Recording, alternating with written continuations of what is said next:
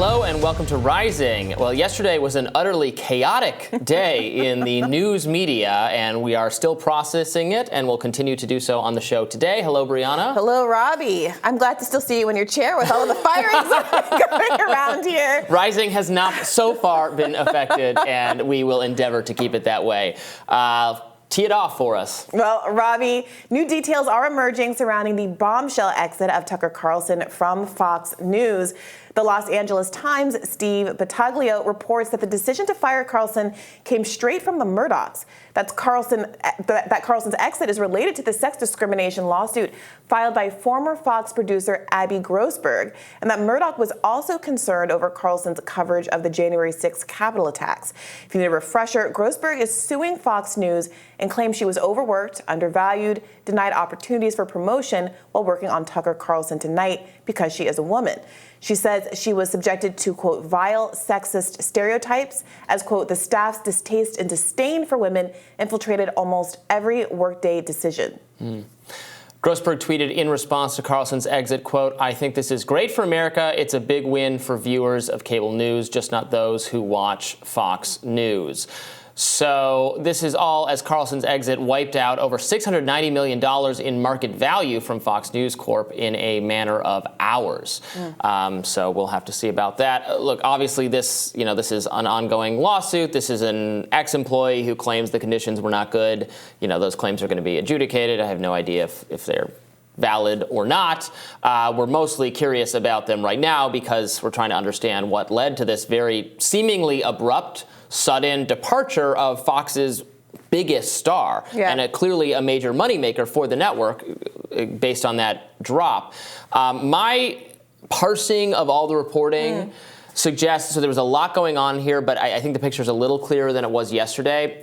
It seems to me that the most likely theory is based on Washington Post reporting about Tucker Carlson's communications with his producer, who was also let go, that were, because of discovery in the Dominion lawsuit, these were private messages, private text messages, other things about other people at Fox, including the bosses, that then were seen by the bosses as a result of the Dominion lawsuit. They haven't been made public yet, but they were seen by the whole team at Fox, the legal team trying to prepare against Dominion as a result of the lawsuit, as a result of discovery.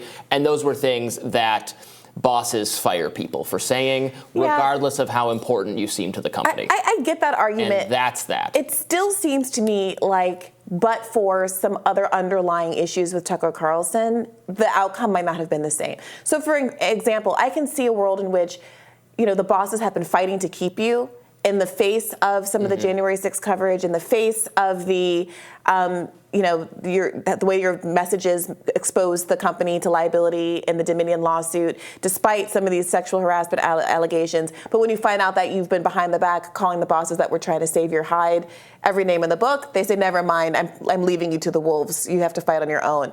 But I'm at this point not inclined to reject the rationale around Ms. Grossberg for a couple of reasons. One, of course, we know that Fox News had to pay $90 million for these similar types of sexual harassment claims. That was back in 2017 or so. Great movie, Bombshell, Charlize Theron, all of that. Similar in that they're both some gender-based or sexual, but they're a little, because no one is alleging or has ever alleged credibly whatsoever anything having to do with Tucker in terms of actual, quid pro quo or like physical conduct. For sure. I just mean generally speaking, having sexual harassment in the workplace. Here's a little bit of color about what Ms. Grossberg says she experienced. She says that on her first day of work, working for Mr. Carlson, she discovered the office was decorated with large pictures of House Speaker Nancy Pelosi wearing a plunging swimsuit. She said she was once called into the top producer's office to be asked whether Ms. Bartiromo was having a sexual relationship with House Republican leader Kevin McCarthy. So that's the sort of thing that she's talking about. Yeah, well. But moreover, it's interesting that... I don't know why the latter thing counts as any kind of, if somebody had, now I think that's a wild and unfounded idea, but if someone had some actual suspicion of a Fox anchor having a relationship with someone who's being covered, that wouldn't be a... Well, it depends on if you think it's a real investigative question or whether it's prurient interest in trying to paint a colleague in a sexual light. I definitely think it depends on context. But besides that, there was an earlier story where she alleged that she was being, quote, set up in the Dominion case. She alleges that Fox lawyers were trying to put her and Ms. Bartiromo in a position to take the blame for Fox's, discussion of the conspiracy theory around the voting machines. And she resisted that and pushed back against that. Now, Bartiromo seems to be very much a part of a lot of the misinformation that was said on the air. And so it is interesting that at some point Grossberg tried to kind of hitch her wagon and her fate to Ms. Bartiromo, where she does appear to be much more guilty in that particular context. But it is interesting that Grossberg has been in the mix of this story for quite some time. So I'm not entirely ready to read her out of the core decision to get rid of Tucker Carlson at this point. The other thing I wanted to say about this subject is that, look, there was an outpouring of support for Tucker among conservative thinkers, writers, pundits yesterday. They all invited him to join the Daily Wire. Jeremy Boring made the invite. Glenn Beck made the invite for The Blaze. I'm sure Newsmax would take him. I'm sure One America would take him. I'm sure he could co-host a podcast with Megyn Kelly. I'm sure he has endless opportunities. He will still be massively successful. I do think, however, that, look, the Murdochs know their company pretty well by now.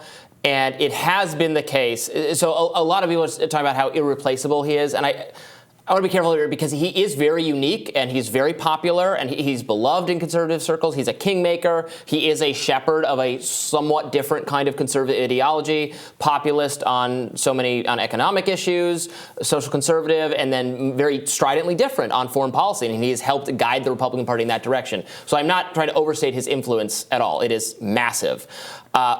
However, Fox has succeeded in the past at replacing people who seemed irreplaceable. People thought Glenn Beck was going to be hard to replace. The Five is the hugest show on cable news, which is what replaced Glenn Beck. Bill O'Reilly was the network's fixture, the person most associated with the network. His face was Fox News for years and years and years and years, and he was replaced by Tucker. Megyn Kelly was replaced. Fox viewers are loyal. I think they like Tucker. The evidence shows that there is a Tucker bump. He's a little bit more popular than anyone else on the network.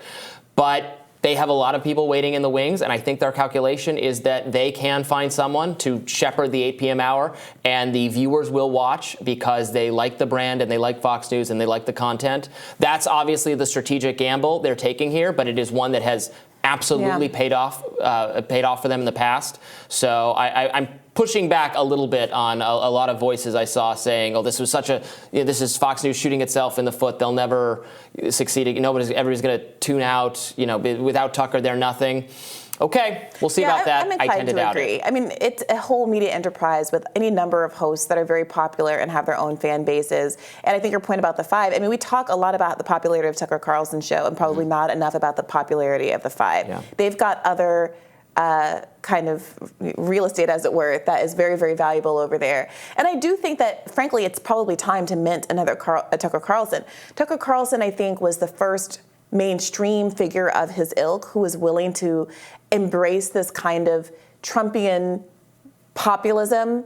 That New York Times profile from last summer did a really good job, I think, of describing how he promoted Trumpism without having that necessary devotion to Trump as a character, which gives him his own aura, which gives him his own messaging platform that doesn't tie him so closely to all of his mistakes and gives him, I think, the ability to move.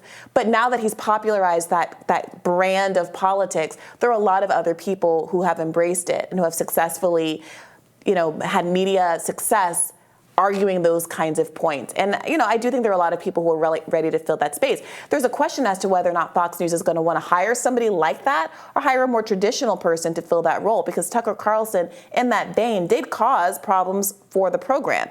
Playing, footsie the way he did, with the reveal of that January 6th footage about a month ago, making the choice to go ahead and promote some of these Dominion voting system conspiracists when he knew, which we know from the Dominion disclosures, he knew behind the scenes that stuff wasn't true, has obviously gotten the network into a lot of trouble. So are they going to want to revert to a more traditional type that roots for war in Ukraine and does the kind of things that Sean Hannity does?